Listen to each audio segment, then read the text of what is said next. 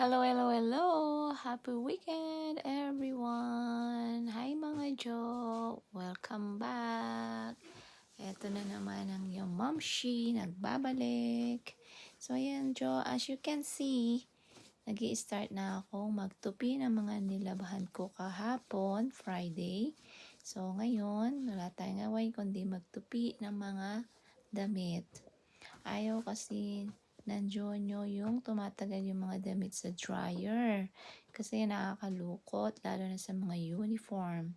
So, yan ang ginagawa ko after ng dryer, automatic ng tinutupi ko na para everything is organized, mailagay na maayos sa mga cabinets. So, ayan. So, while I'm doing the tupi-tupi, may inom ng kape Anjonyo, pamparelax. So, Saturday na ng tanghali dito. So, instead na matulog, Anjonyo, ayan ang ginagawa ko. Bisi-bisihan, pag may time. So, naayos ko lang, nakakapaglinis, nakakapaglaba tuwing day off. Kaya medyo tambak ang mga labada pag day off.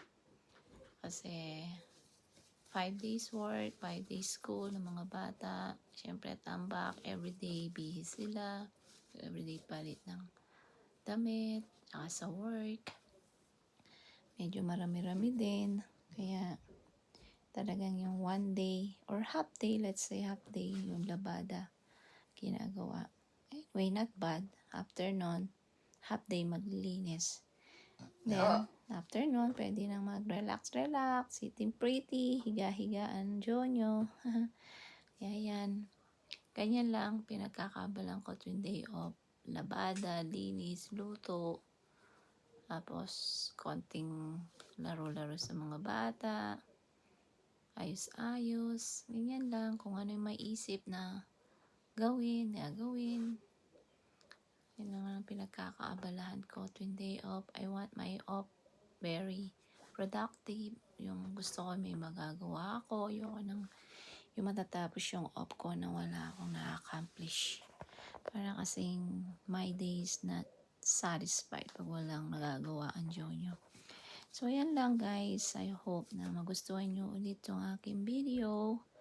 And those who always support and follow me, please stay and share my video. And those who not subscribe yet, please subscribe and support me.